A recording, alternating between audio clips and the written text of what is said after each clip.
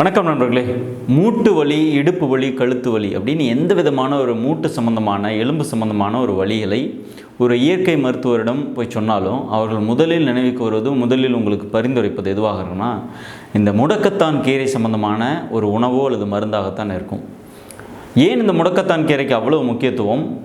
இது மூட்டு வலி சம்பந்தமான பிரச்சனைகளை மட்டும் தீர்க்காமல் இன்னும் பல்வேறு விதமான நன்மைகளை இதுக்கு மருத்துவ குணங்கள் இதற்கு இருக்கின்றது. ஸோ அதை பற்றி முழுமையாக, அதாவது உள்புறமாக எப்படி பயன்படுத்துவது, வெளிப்பிரயோகமாக நாம் எப்படி பயன்படுத்துவது போன்றவற்றை தான் நாம் பார்க்க இருக்கின்றோம். அதற்கு முன்பதாக நம்ம சேனலில் பொதுவாக பெரியவங்க மட்டும்தான் பார்க்குற சேனல் அப்படின்னு நினைக்க வேண்டாம்.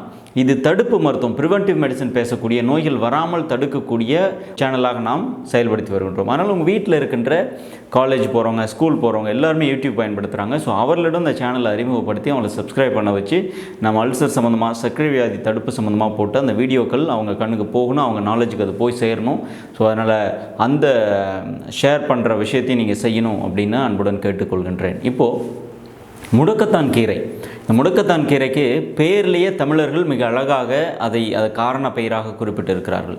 முடக்கு அற்றான், முடக்கு மற்றும் முடக்கு வாதம் சம்பந்தமான நோய்களை, குறிகுணங்களை அறுக்கக்கூடியது, நீக்கக்கூடியது. அதனால தான் முடக்கு அற்றான், பிறகு அது மருவி முடக்கற்றான் அப்படின்னு சொல்லி நாம் சொல்லி வருகின்றோம். இந்த முடக்கற்றான் கீரை நம்ம ஊரில் மட்டும் கிடையாது, ஆப்பிரிக்க மற்றும் அமெரிக்க நாடுகள்லேயும் இந்த முடக்கற்றான் கீரை ஒரு நேட்டிவ் தாவரமாக வளர்ந்து வருகின்றது. குறிப்பாக ஆப்பிரிக்க நாடுகளில் பல்வேறு விதமான மருத்துவ பயன்பாடுகளுக்கு இவை பயன்படுத்தப்படுகின்றது. நம்ம சித்த மருத்துவத்தில் முடக்கற்றான் கீரை தவிர்க்க முடியாத ஒன்றாக நாம் பயன்படுத்தி வருகின்றோம். முடக்கத்தான் கீரை ரெண்டு விதமாக பயன்படுத்துகிறோம். ஒன்று வெளிப்பிரயோகம், இன்னொன்று உள்பிரயோகம். முடக்கத்தான் கீரை மருந்திலும் சேர்க்கப்படுகிறது.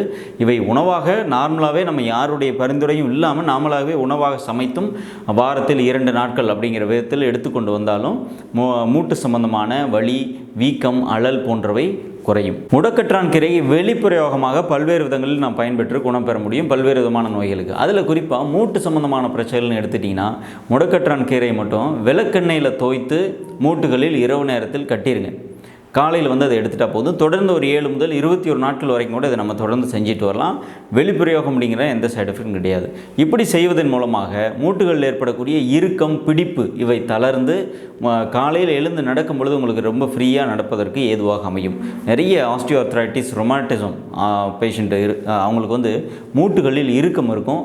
நடக்கும் பொழுது அசைவு ஏற்படுத்தும் பொழுது மிகுந்த வலி இருக்கும். ஸோ அந்த மாதிரி இருப்பவர்களுக்கு இந்த வெளிப்பிரயோகமாக விளக்கெண்ணெயில் தோய்த்து கட்டுவது மிகப்பெரிய அளவில் பயனளிக்கின்றது.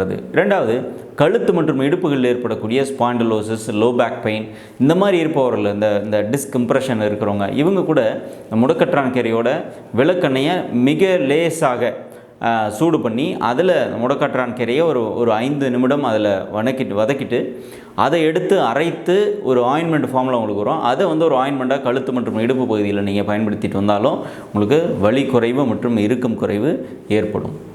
முடக்கற்றான் சாறு மட்டும் எடுத்து அதில் 1 முதல் 2 ட்ராப்ஸ், 2 துளிகள் மட்டும் காதில் ஏற்படக்கூடிய சீல் வடிதல், காதில் ஏற்படக்கூடிய இரைச்சல், இந்த மாதிரி பிரச்சனைக்கு ஒரு 2 சொட்டு மட்டும் காதில் விடலாம்.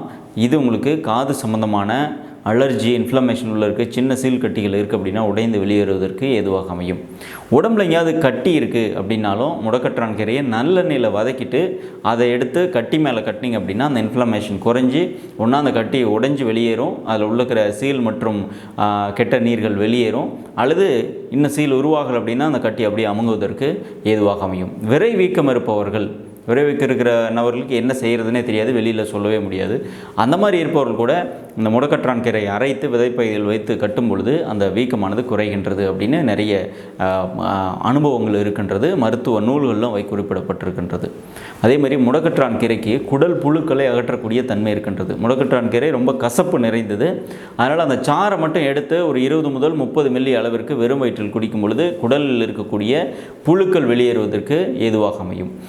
டெலிவரியான உமன்ஸ், அதாவது குழந்தை பெற்றெடுத்த தாய்மார்களுக்கு கர்ப்பப்பையில் இருக்கக்கூடிய கழிவுகள் வெளியேறாமல் தங்கியிருக்கு அப்படின்னா முடக்கற்றான் கீரை ஒரு கைப்பிடி அளவுக்கு அரைத்து அடிவயிற்றில் பற்றிட வேண்டும். அப்படி அடிவயிற்றில் ஒரு பற்றாக இடும் பொழுது கர்ப்பப்பையில் இருக்கக்கூடிய கழிவுகள் வெளியேறுவதற்கு ஏதுவாக அமைகிறது. இந்த மாதிரி பல விதங்களில் நம்ம முடக்கற்றான் கீரை பயன்படுத்தப்படுகின்றது. உணவாக எப்படி நம்ம பயன்படுத்தலாம், உள்ளே சாப்பிட்ற உணவாக எப்படி பயன்படுத்தலாம்னா, நிறைய பேர் ஏற்கனவே செஞ்சிட்ருப்பீங்க. முடக்கற்றான் கீரையை சாதாரணமாக பாசிப்பயிறு அந்த மாதிரி வச்சு நீங்கள் கீரையாக சமைத்து உண்ணலாம்.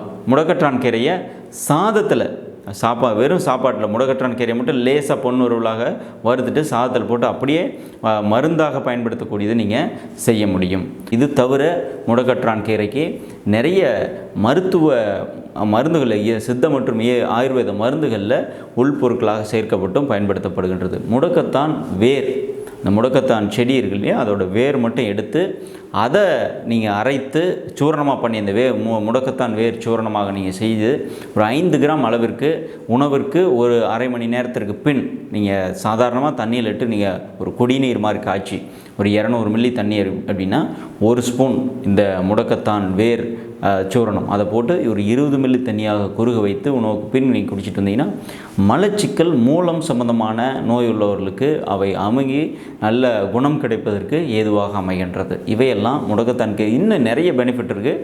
நான் ஜென்ரலாக உங்களால் பயன்படுத்த முடிகிற அளவை மட்டும் உங்கள்கிட்ட நான் பகிர்ந்துக்கிறேன்.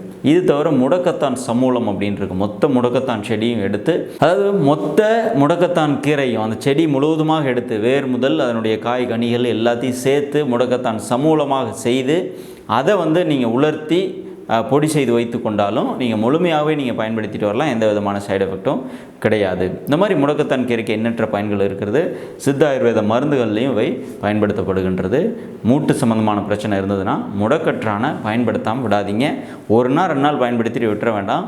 தொடர்ச்சியாக பயன்படுத்திட்டு வாங்க. குறைந்தபட்சம் வாரத்தில் 1 அல்லது 2 முறையாவது முடக்கற்றான வெளிப்பிரயோகமாக உள்பிரயோகமாகவும் பயன்படுத்துவதற்கு பாருங்கள். பயன்பெறுங்கள், பிறரோடு பகிர்ந்து கொள்ளுங்கள். நன்றி, வணக்கம்.